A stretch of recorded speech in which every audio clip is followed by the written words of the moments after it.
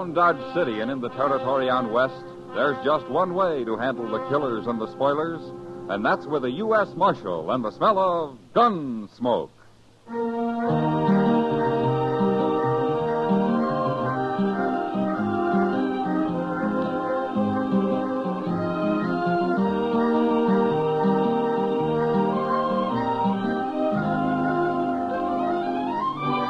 Gunsmoke, starring William Conrad. The story of the violence that moved west with young America. The story of a man who moved with it. Matt Dillon, United States Marshal.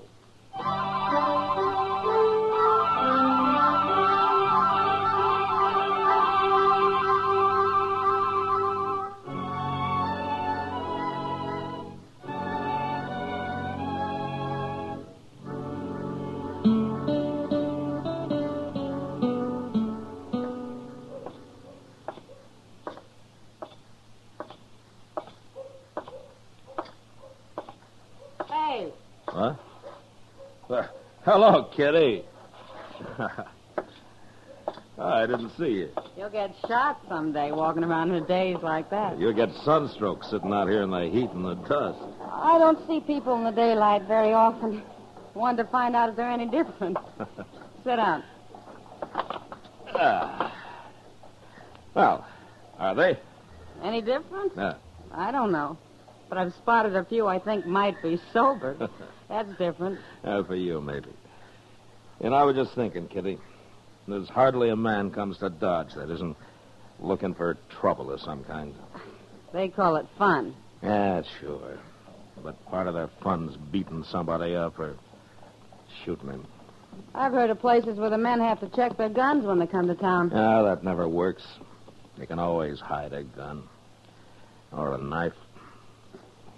You ought to go fishing, Matt. What? Have some fun yourself. Quit worrying for a while. I'm not worried, Kitty. You know, if it wasn't for all these men stalking each other, I'd be out of a job. There are other jobs besides keeping the peace, Matt. Yeah, I've tried most of them in my time. Hey, Mr. Dillon? Oh, hello, Miss Kitty. Hello, Chester. Doc sent me to find you. There's an old man up in his office. Oh, what does he want me for? The old man's been shot. Shot? Yes, sir. Claims somebody tried to kill him. You mean he was ambushed? I guess he was. Anyway, it hit him in the neck. All right, Chester. I'll go back with you. He's got a friend with him, but they're both strangers around here. Now, you see what I mean, Kitty? Young or old, they're all looking for trouble. Maybe it'd help if we burned this place down. I'll sit here and think. See you about it later, Matt.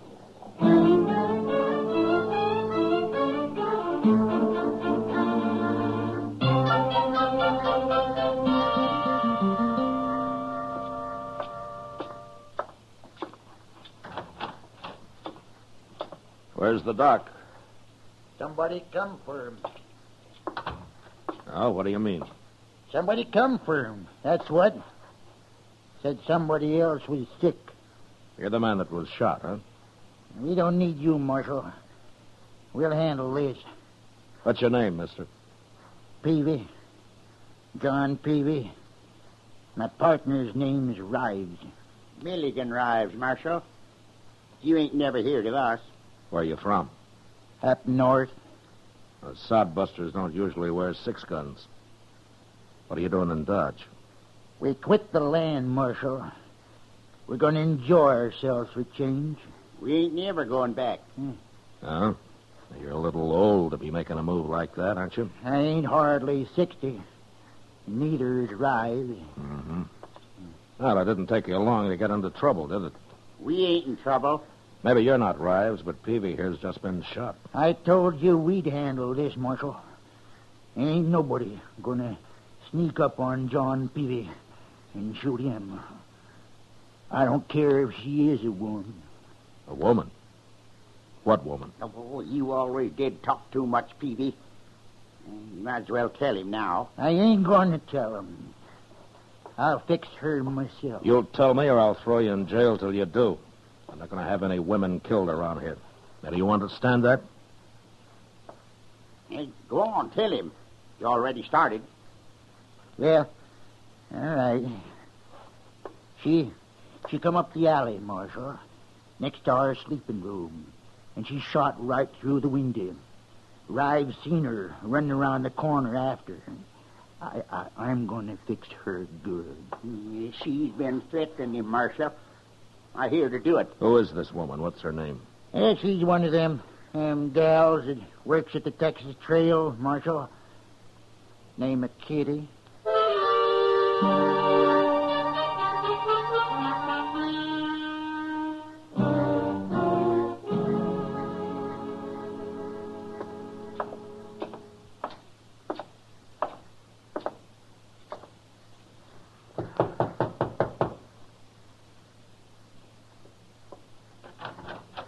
Matt, what are you doing here? I'm sorry to bother you, Kitty. Well, come in. Come in. Yeah. My room's a mess. I wasn't expecting any callers. Well, it's important, Kitty. Of course. What's the trouble, Matt? You know a man called John Peavy? Peavy? Yeah. Yeah, I know him, the old fool. Or did you threaten to shoot him? Don't tell me he's come and complained to you about that. Well, no, not exactly. Well, I told him I'd shoot him, and I will, too, if he doesn't leave me alone, the old goat. He's been shot, Kitty. What? He wasn't hurt very bad, but he and his partner claim a woman did it. Now, they say it was you. Do you think I did it, Matt? Well, Kitty, if you got mad enough and you had a gun in your hand, I'd be one of the first to hide, but to sneak up on somebody in cold blood no, you didn't do it. When did it happen? Oh, an hour or two ago. I've been right here, alone. I guess I couldn't prove it. Well, you don't have to, Kitty. Thanks, Matt. The reason I came was to tell you about it and see if you had any ideas. All I know about Peavy and his friend Rives is that there are a couple of old men who've been acting like schoolboys. Like they've run away and are having their last fling. And I don't want anything to do with either one of them. Well, I don't blame you. But Rives claims he saw a woman down the alley after the shooting. You, any idea who it might have been? No. He's probably lying, dreaming. Yeah, maybe. Well, if you hear anything, let me know, Kitty. And if Peavy gives you any more trouble, send for me. I sure will.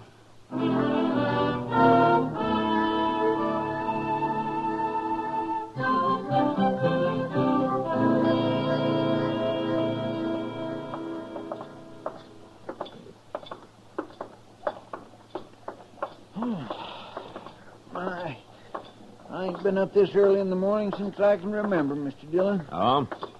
How about last Sunday, Chester? Last Sunday? Yeah. Oh, well, that's different. That was still Saturday night, sort of. Hey, look. There comes Miss Kitty. What in the world's she doing up at this hour? She's in a hurry, whatever she's doing. Matt? Hello, Chester. Morning, Miss Kitty. What's the trouble, Kitty? Matt, somebody tried to shoot me. What? In my room, just a while ago. I had a pillow down by my feet. I guess they thought my head was there. They put a bullet right through it. What, did you see anybody? No, it came from outside. I didn't dare look out right away. It's kind of the same as happened to Peavy, Mr. Dillon. Yeah, maybe it was Peavy. He threatened something like this. I'm scared, Matt. Well, you should be. Chester. Yes, sir? You stay with Kitty. Don't let her out of your sight. I'm going after Peavy and Rives.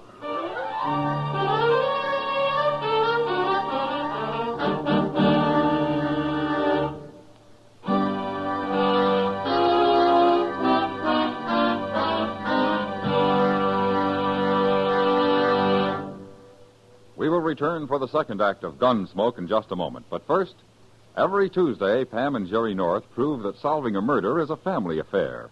And on the same evening, John Lund, as yours truly, Johnny Dollar, brings us the thrilling details of his latest insurance fraud investigation. Now the second act of Gunsmoke.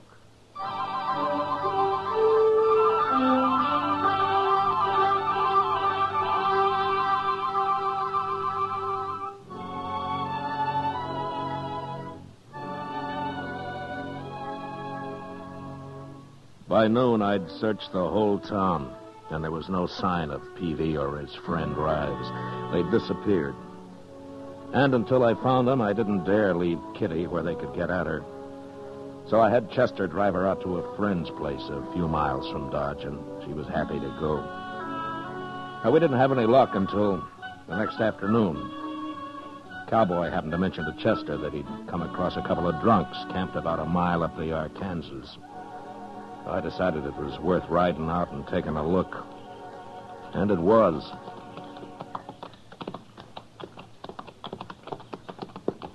It's them, all right. Yeah, and they've seen us. Keep your head up now.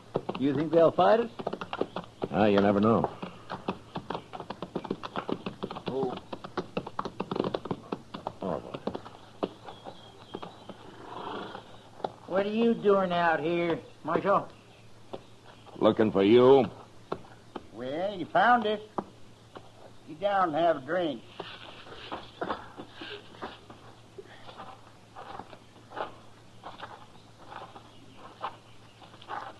Well, what you got there?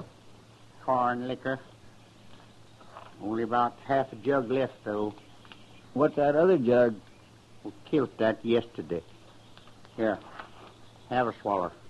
Well, say now, that's right kind of you. Chester. But of course I don't drink before sundown. Leastwise, not very often. What'd you come out here for if you don't want to drink? How long have you men been here? Day before yesterday. Peavy's neck was bothering him, and I figured a couple of days in camp like this might ease it off some. I get to feeling better. I'm going back and teach that gal Kitty a lesson, though. I swear I am, Marshal. Somebody tried that this morning. Eh?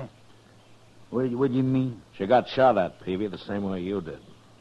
That don't make no sense. Why, he's just thinking you done it, Peavy. How could I do her? I've been laying here drunk for 2 days. Anyway, I wouldn't shoot no woman, Marshal. I beat 'em up a little, that's all. Knock 'em around. Well, what kind of men you think we are? I don't know. Why did you leave home in the first place? Yeah, home. Man don't live forever, Marshal. He's got to enjoy himself while he can. Rives, you tell him what you told me about them graves. Well, I was in the graveyard once, long time ago, and I noticed something I never forgot. No, sir. Never. Yeah, tell him, Rives. Well, Marshal, I looked around, and I seen that there was as many graves shorter than me as there was graves longer. And that got him to thinking about dying, Marshal. So, one day we decided to enjoy ourselves and quit working so hard. Hey, hand me that jug, Rives. Yeah, help yourself. Hold it a minute, Peavy. Huh? I want to tell you something. What? I'm going to leave you here, but if I see you around Dodge, either one of you, I'll throw you in jail. What for? We ain't done nothing. You have it in mind to beat up Kitty. And if you did that, I might kill you. So stay out of town. Come on, Chester.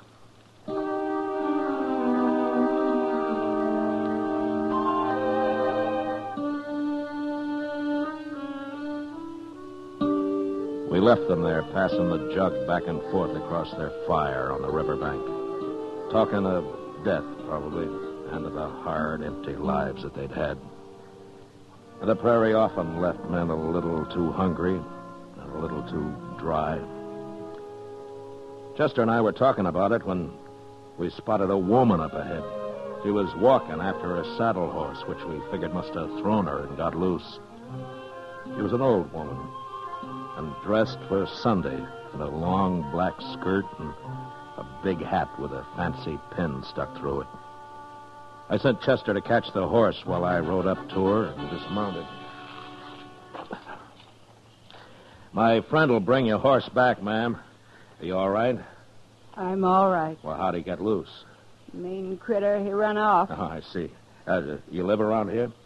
No. You been down by the river, ain't you? I just came from there. Why? See anybody? Well, a couple of men lying around a fire, that's all.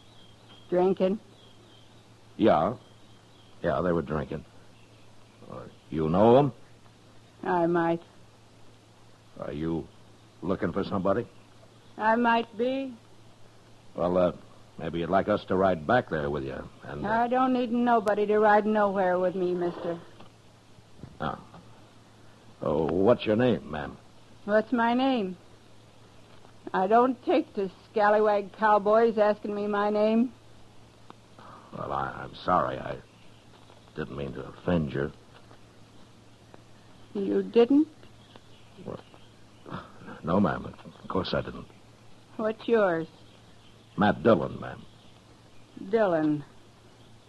I heard that name somewhere. We won't be introduced proper unless you tell me yours. My name's Sabina Peavy. Ms. Peavy? I've been married 35 years, Dillon. Here he is, Mr. Dillon. Seems gentle enough.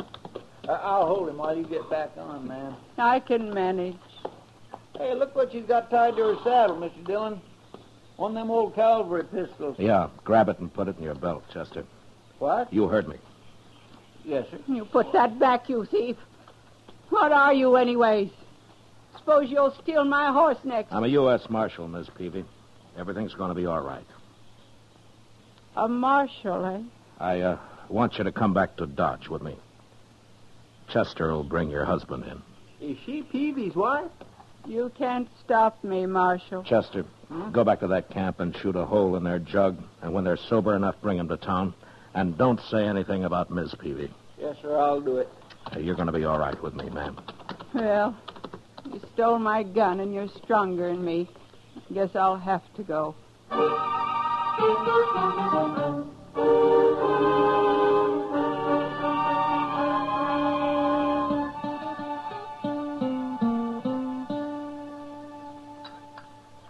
Shall I make another pot of coffee for us, ma'am?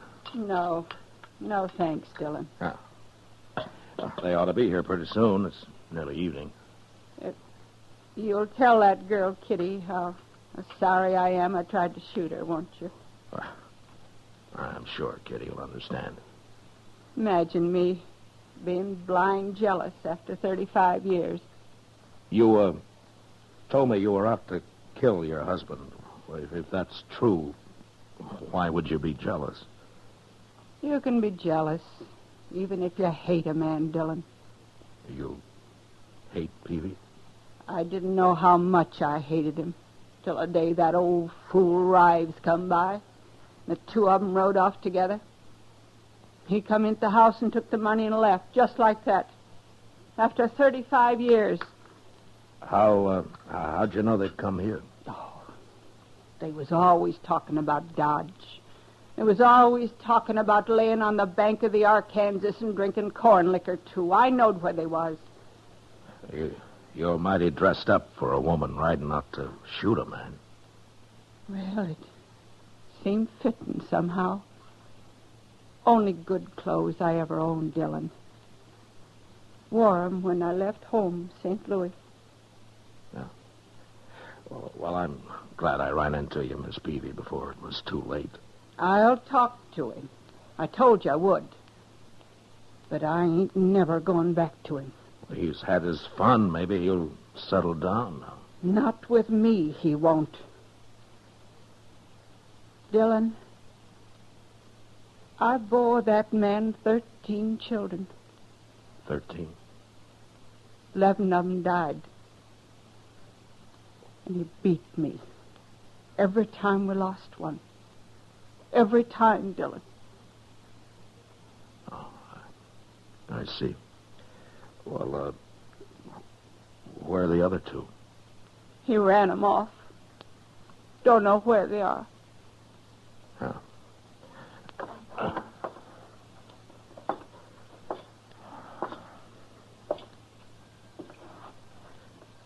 Oh, here comes your husband. Looks like Chester's got him pretty sober. But I don't want to talk to him in here in front of everybody.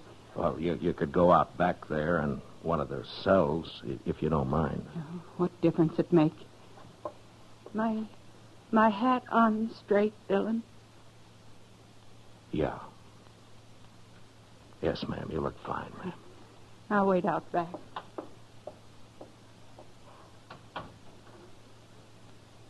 All right, in here. Here they are, Mr. Dillon. Sober as deacons. What's this all about, Marshal? What do you want us for? We ain't bothered nobody. Peavy, you go out back through that door. There's somebody wants to see you. Who? Get moving. No, you stay here, Rives. Go on, Peavy. Well, all right.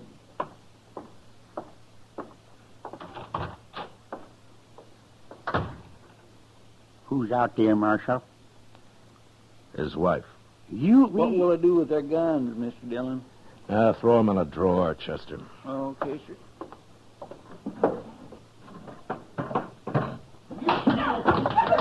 Hey, what's that? He's beating her. Come on.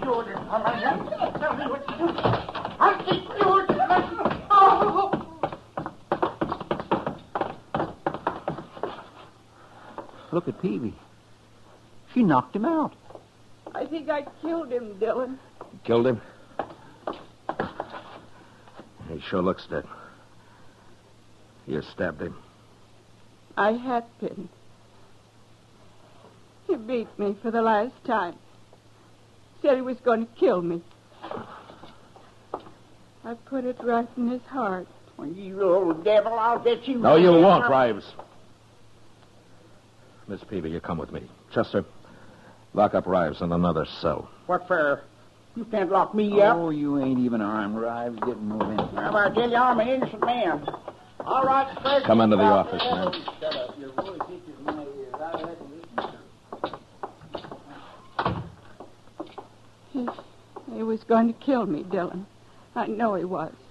Well, I shouldn't have let him be alone with you. You didn't know. What are you going to do with me now? You mentioned St. Louis, Miss Peavy. You have any people there? My sister. She's all that's left. Huh. Well, how'd you like to see her? You ain't holding me? It was self-defense. Then I can go. I'll hold Rives here till you're out of town. Oh, but I can't get to St. Louis. Took all her money when he run off. It's all spent. I know it. Miss Peavy, would you think I'm a scallywag cowboy if I offered to stake you to St. Louis? Thanks, Dillon. Wait till I tell my sister about you.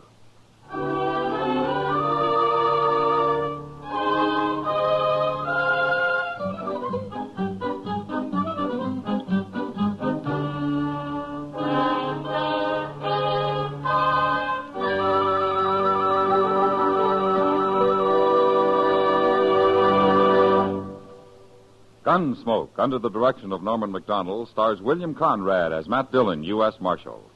Tonight's story was specially written for Gunsmoke by John Meston, with music composed and conducted by Rex Corey. Featured in the cast were John Daner, Ralph Moody, and Helen Cleve. Harley Bear is Chester, and Georgia Ellis is Kitty. Join us again next week as Matt Dillon, U.S. Marshal, fights to bring law and order out of the wild violence of the West in Gunsmoke.